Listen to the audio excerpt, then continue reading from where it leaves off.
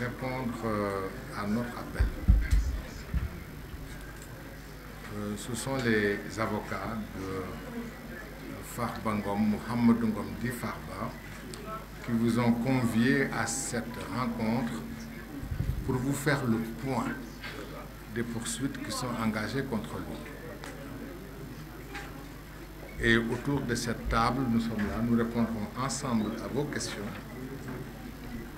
Le premier qui prendra la parole en Wolof, ce sera Maître Doudou Ndoye, à ma gauche, même si sur les faits, il est notre doyen et le coordonnateur de nos activités.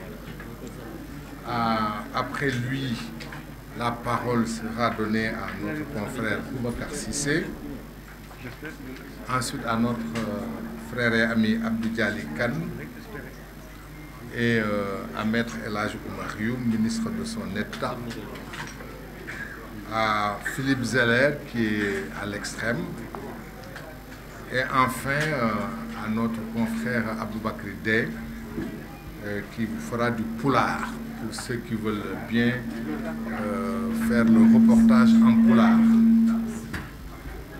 Et naturellement, nous répondrons à quelques-unes de vos questions, 2 ou 3 questions.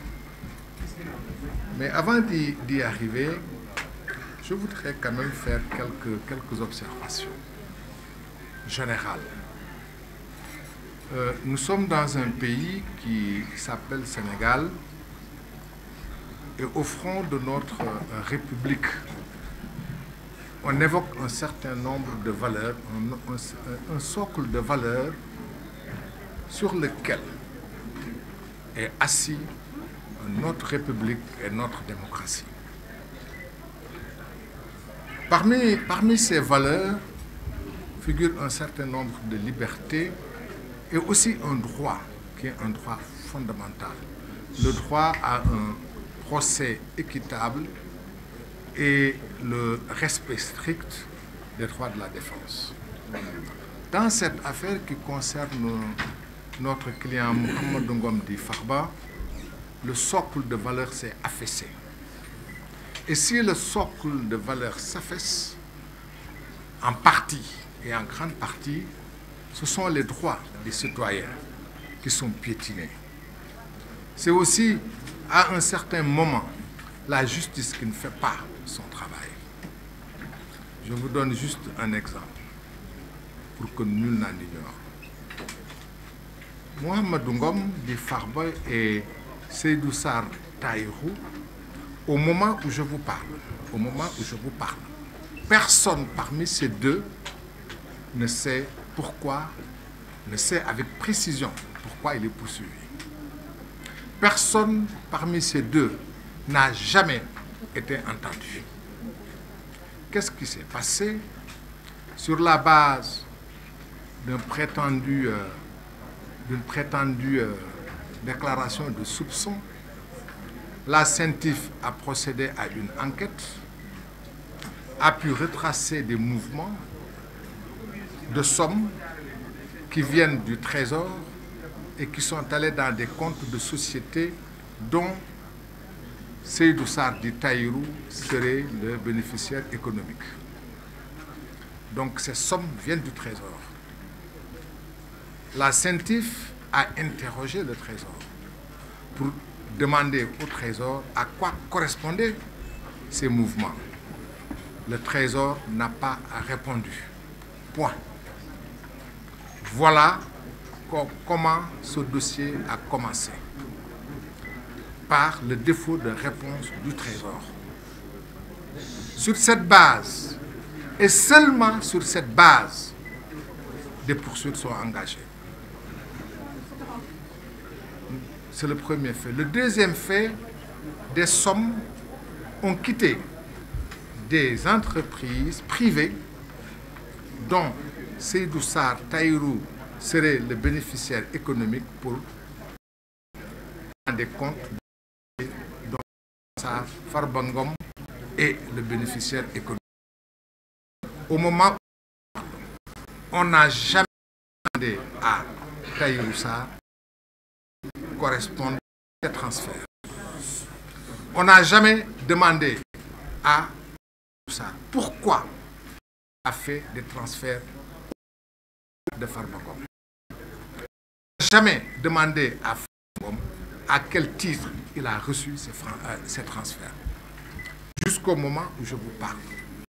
Et jusqu'au moment où je vous parle, ni le parquet, ni le juge d'instruction, personne parmi eux n'a pu dire avec précision à Tahirou Sarr, voilà des faits précis pour lesquels on vous poursuit. Juste fait articulé contre lui.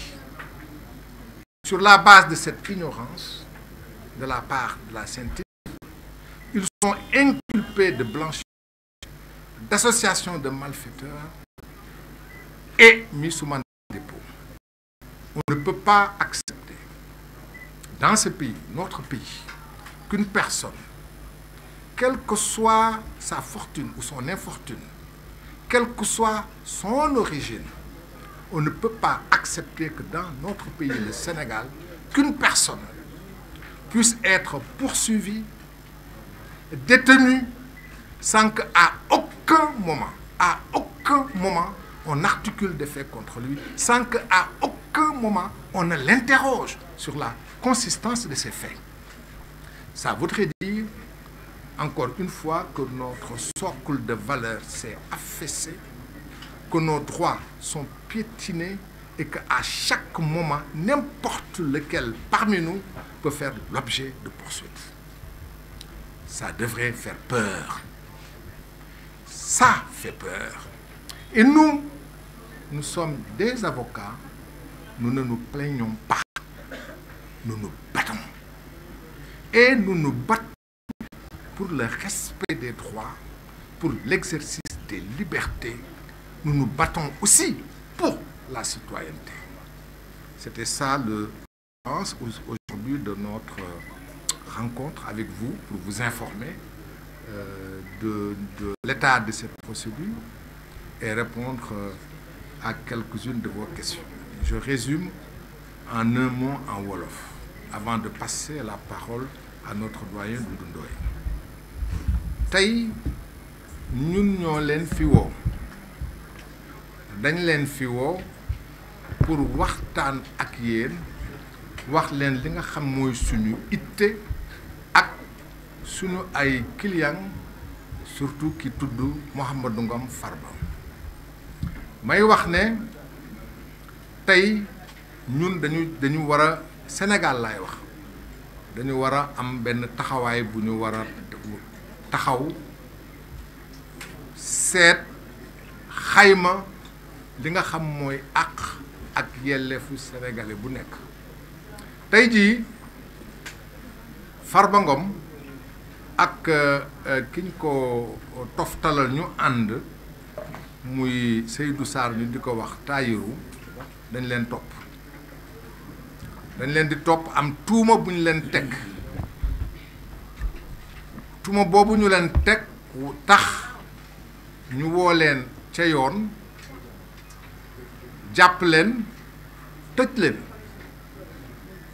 te ba tey ji may wax ak yéen du moom Farba du ku mu àndal di Tahirou amul kenn ci ñoom koo xam ne nag ba tey jii may wax nag procureur mi ngi may dégg juge baa ngi may dégg sénégalais yi ñu ngi ñuy dégg su amul rek nañ ne amul ba tey jii may wax ak yéen ñun ñuy wax ak yéen amul benn yoon bu ñu woo Farba Ngom wala lu ñu woo Seydou Sarr Tahirou ne ko lii ak lañ lay toppee ak lii ak lii ak lii ñu wax ko ci lu leer ba tey amul ba tey jii non seulement loolu amul waaye ba tey jii woowuñu leen laaj leen ne leen am na tuuma bu ñu leen di teg lu ñu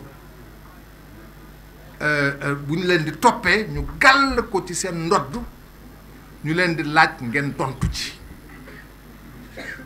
dañ koy wax olof a koy wax balaa ngaa mbéj sàmba xam lu sàmba wëlis ñii mbéj nañ leen jàpp leen tënk leen te ba tey laajuñu leen lu tax ñu wëlis mu mel ni doole la ñu jël jàpp leen ci wolof moo naan doole moo mën dëgg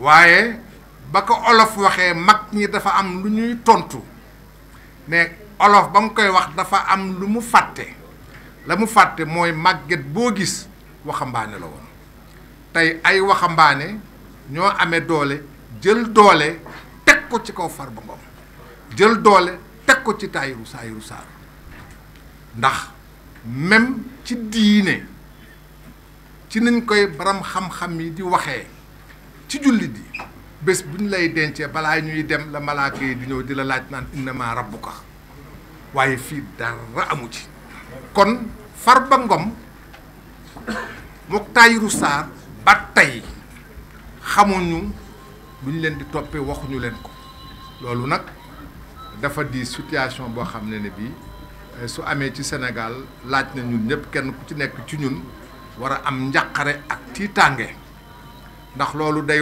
wane ne kenn ku ci nekk ci ñun ëllëg ña yore nguur walla ña leen fi nekkal soo leen neexul am nañu sañ-sañ jël tuuma gu leen neex gàllu ko ci sa ndodd duñ la laaj jàpp la ba pare ne la dinañu la laaj suñu paree nga tontu loolu mooy li nga xam moom la ñu bëgg waxtaane woon ak yéen waxtaan wi nii lay demee damay jox kàddu gi suñu mag ñun ñëpp muy Doudou Ndoye mu wax ak yéen ci olof su paree Babacar Cissé Abdou Dialy Kane Omar Youm Philippe Zeller mooy tubaab bële ak Aboubacry Dee waxtaan ak yéen ci ak pulaar xam dafay xayma tënk liñ fi def suñu paree ci loolu nag dinañu tontu ñaar ba ci ñetti laaj yu ngeen di laaj loolu moo doon wax ji tey kon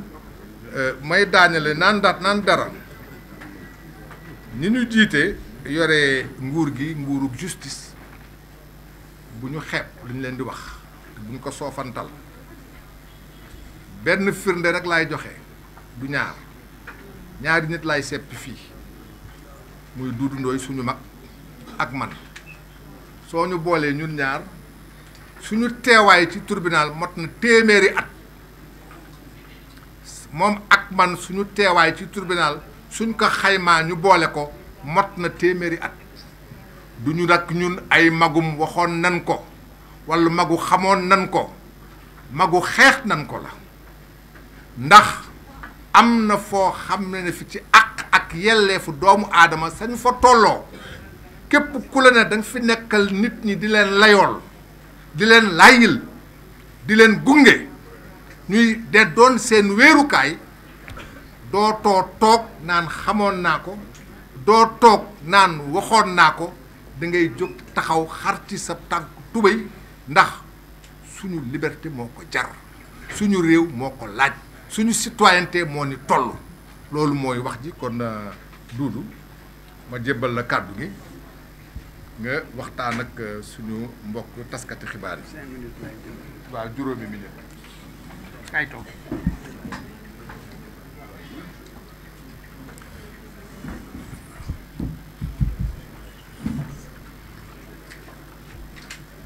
mbokk yi asalaamaaleykum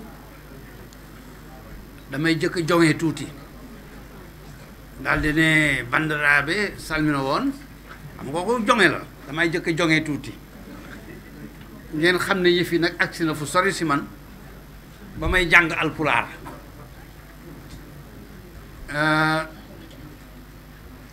El Hadji Amadou Sall mi wax na lépp waxaat na lépp ma yokkal ko rek ne ci téeméeri at yi mu wax am naa si juróom fukk ak ñaar yu jeex jëm si ñett 53 ans may layoo di plaider di gis di def sañu may def damay leeral rek ne man Doudou Ndoye amu fi benn